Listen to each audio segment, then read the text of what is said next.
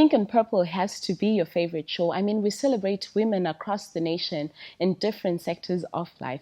My name is Distributor and I'm your host today. So today on the show, we have an amazing guest. She sits on several boards and she is the Vice President of Zimbabwe Miners Federation. She is the Director of Mental Minerals, Director at Alaska Mining. She is a member of the MMCZ Consultative Committee. I think I will just let her explain further. And also, I'm sure I left out a whole lot of other boards that you sit on. Please, let's welcome Lindiwe Mpofu. How are you? I'm good. Thank you. So good to have you on the show today. So, did I leave anything out on your... Just two other titles that I currently hold. Okay. One is I'm also a buyer for a buying house, South African buying house, and also a director on Huru Mining, which is a chrome mining company operating in the Midlands. Oh, all right. That's interesting. So what does this mining business mean to you? Well, mining business to me really is about creating a sustainable mining operation that is profitable, because I mean we all come into business to be profitable. Yes. And I think the mining side of things is what I believe to be profitable in this country right now. All right. Have you always wanted to be a miner or venture into mining? how did you start the journey? Take us through it. Okay, initially mining wasn't the exact area that I envisioned myself in. Yeah. I do have an MBA, All so I think it was more interest in terms of upon my return to Zimbabwe, because I was living abroad as well. All right. I think one of the things that prompted me in that direction was the person that I was working with at the time had a coal mine. And that, led to me being interested in mining, because they did call me in to do some adjustments in terms of their system operations at the time. Yeah. So over time, I developed a keen interest. I mean, I was already working in the manufacturing space, so it wasn't too far off. And also because of the opportunities that I saw were available, I figured this is something that I might want to do. All right. And how long ago was that?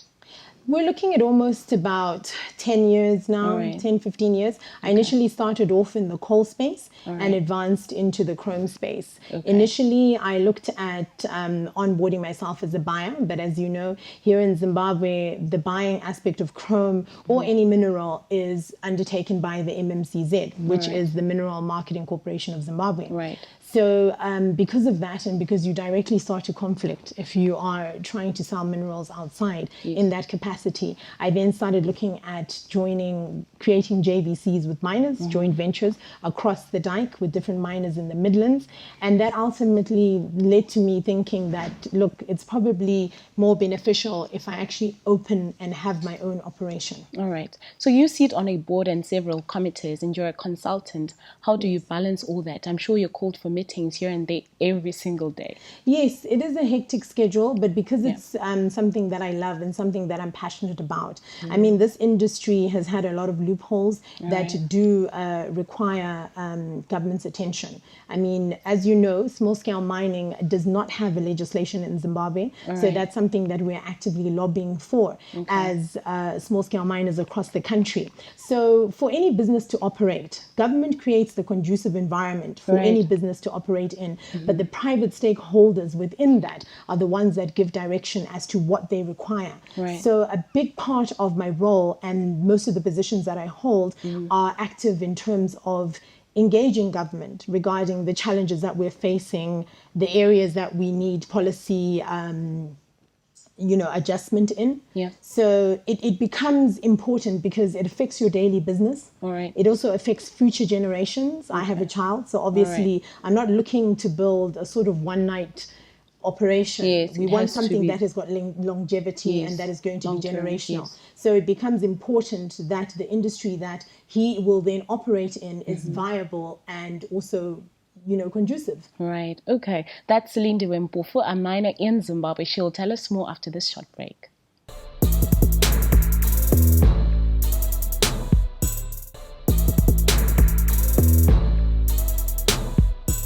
Welcome back. You're watching Pink and Purple, and we're here with Lindiwe, who was just giving us a brief background on her career in mining. So, Lindiwe, do you think that Zimbabwe has sufficient government policies that are sustaining and supporting miners? Of recent times, I think the government has made a concerted effort in terms of the gold miners. However, we still have quite a long distance to go in terms of actually getting the legislation that recognizes small-scale miners in Zimbabwe.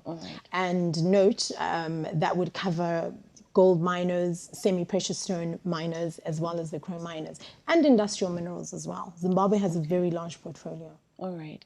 So have you only ventured into chrome mining, or you do each and every type of mineral?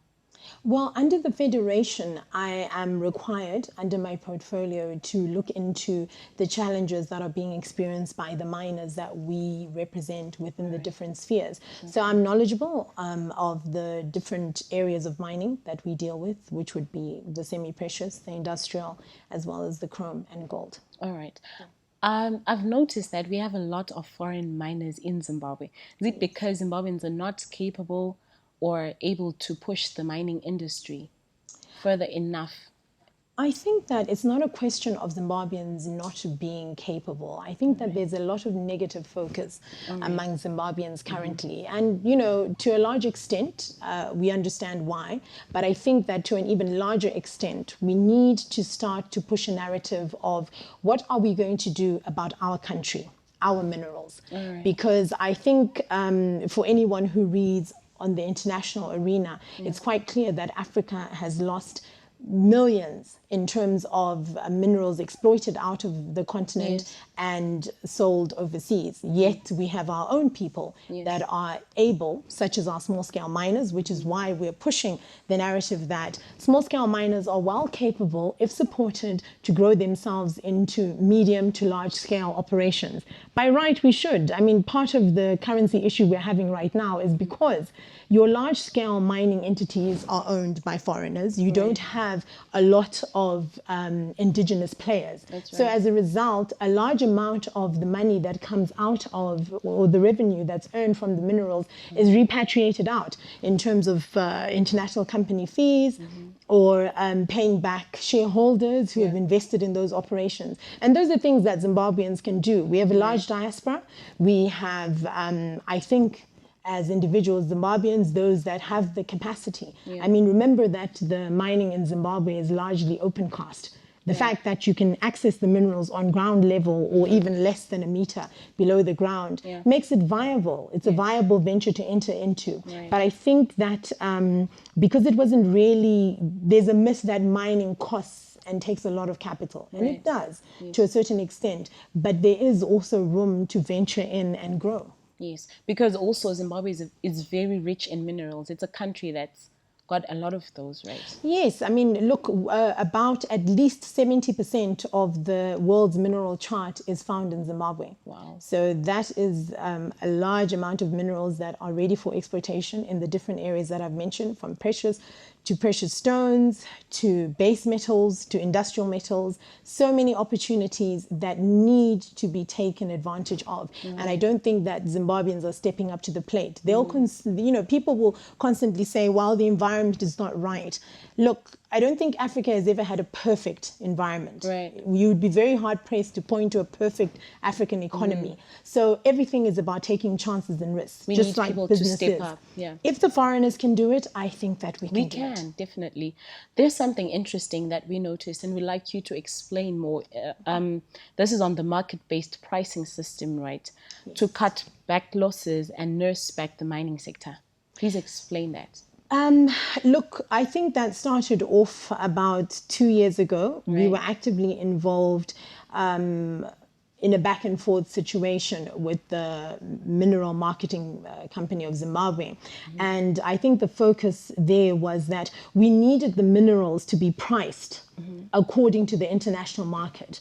I think when it comes to minerals, it's not an area where you can sort of price according to your own scale. I think other industries and other sectors, you can sort of come up with a business model that suits whatever the country wants. But when it comes to minerals, you really do have to level yourself against the international prices that are currently prevailing. And I think we had a lot of issues in terms of accessing information for the actual prices of the minerals that we have available. Look, Zimbabwe, particularly in the semi-precious area, chrome had an issue, but we have since rectified it with MMCZ, and we are actively collaborating together to ensure that the pricing structures are workable and sustainable for the miners that are within that area. However, we are still having challenges regarding the local pricing. So ZMF and the chrome producers of Zimbabwe are still actively engaging and have actually even come up with a chrome policy that we will be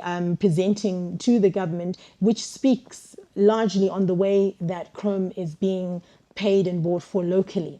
Because the thing is, if there are no structured prices, understand that it becomes difficult for you as a miner to mine and not know what your end price is. Right. Yeah. So, okay, that's very insightful. Thank you. And how are you empowering other young women who want to venture into mining or other businesses?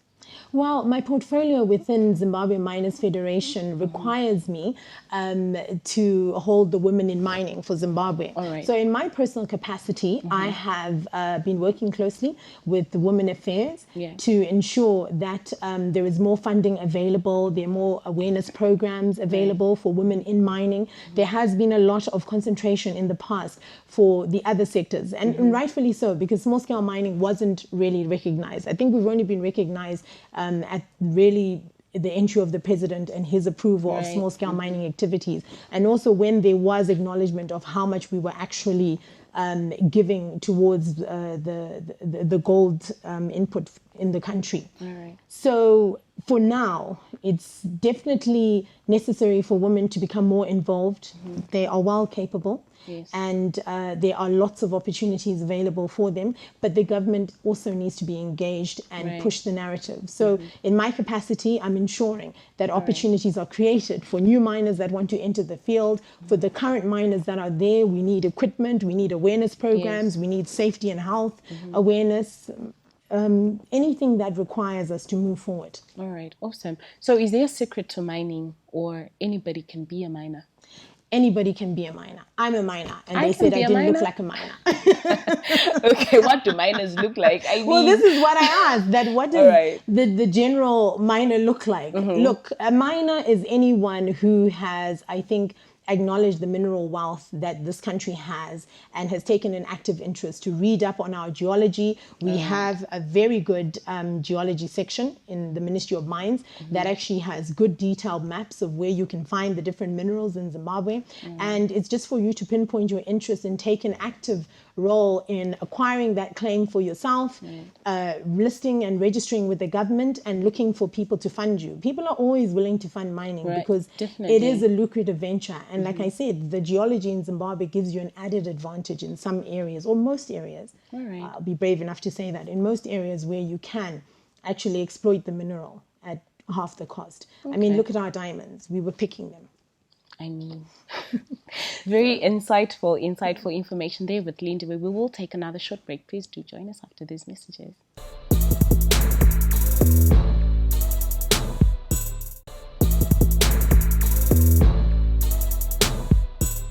Welcome back. You're watching your favorite show, Pink and Purple, and I'm still here with Lindiwe. So, Lindiwe, this part of the show is called Game Time. We're going to play a little, Okay. You're going to pick a question and give it to me, and I'll read it out. All right. Cool. Just one. Here goes. It says, spell parachute.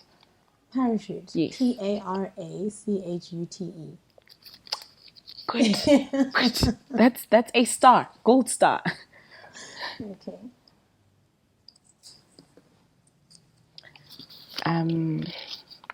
What is the difference between an ocean and a sea? An ocean is a larger water body than the sea. Okay. All right. You're right. You're too sharp. You know what? I'm just going to ask you questions from my head because those ones you know. Give me. Oh, sorry. You are cheating. Which bank would you want to rob in Zimbabwe and why? The Reserve Bank of Zimbabwe. I thought as much. Now tell me why. Because all the well, now they've actually removed the forex and they allow the banks to hold it. But previously, all the forex was held there. And that's why you would want. I think I'd like to get my hands on that. All right, interesting. Okay, this one goes, if you were to wake up with $1 million, what would you do with it? I'd invest it. All right, in mining? No, I think that I would find some blue chip shares, and I would also probably look into, IT is an area that I'm interested in, and I believe that's the future. So anything to do with robotics, I would You'd invest in that after giving me 100,000 of it, right? Okay. Okay. What was the most embarrassing moment during your high school days? Tell us. We want to know. I think because I went to an all-girls school. All right. I think the embarrassing moment was there's a boy that I used to like. Oh, okay. And I think I remember there was an incident where he finally came over to speak to me, and I didn't know what to say. I was sort of stumped. Okay. I think But that's the guy you like. That chalks up. And your heart. Okay. I will never forget that one. What gets broken when you speak? What gets broken when I speak? Speak. Yes. I have the answer to this one in my head, which is not here. I don't know. Perhaps I can break English. It's not my first language. That's what I thought as well. English it's language. So English is a language. All right. One last question.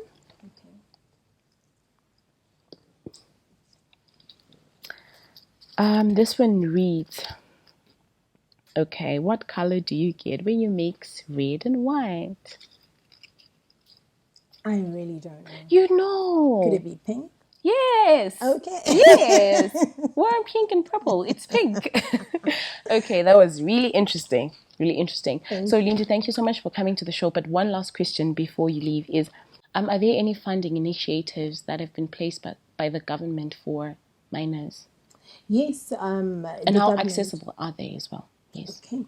The government has definitely been, they've stepped up in terms of the availability of funding initiatives via Fidelity. Right. We still do require the government to take an active role for chrome mining and semi-precious. However, there is a $150 million facility that was released by the government via Fidelity. 20 million of that was set aside for women, and there's also a quota that has been set aside for youth. Right. And in terms of how easily that is available, I'm proud to put forward that ZMF actually worked hand in hand with Fidelity to create a sort of loan facility that does not require collateral, but rather focuses on the actual asset. So on your mine claim, they're able to bring out a mining engineer as well as a geologist for them to give a quantification to see how viable that mine is, and actually work based on what could be coming out on productivity, as long as you also have a geological report. They do have a geological service available via Fidelity that is discounted for small-scale miners. And they also do give loans, based on whether you've been giving or handing in your Fidelity receipts. All right. You mentioned that they give funding without collateral. Are there any specific banks that do that, or it's Fidelity. Fidelity is the channel that is being used by the Reserve Bank of Zimbabwe for the distribution of funds. So they have to go through Fidelity. Yes, for the gold miners specifically. Gold miners. But for all the other miners, you'd have to go through a banking facility, and that's where we're sort of still in discussions with government to make more funding available for other gold mining ventures. Interesting. I am definitely going to venture into mining. Okay, Lindy, your last words to anyone out there, miners, business people, what do you have to say to encourage them? I think my last word is definitely I would like to see Zimbabweans jump onto the mineral train. Right. Because I think that it's fundamental that the minerals of this country are exploited by its nationals, and that a large portion of it is received by us. And if we do have foreign nationals, let us have our communities, gaining from these investments as well. Let there be strong narratives pushed that we must see again by the locals from all minerals that are mined out in our country. We certainly welcome foreign investment, but I think that we have to keep looking out for the local, which is us and our children. Yes, yes. Viewers, you heard that for yourselves. We can do it. We can venture into mining and take up that space. That was Lindiwe Mpofu in the studio with us today. My name is TIMECODE, and thank you for watching Pink and Purple. From me and the crew behind the scenes, it's goodbye.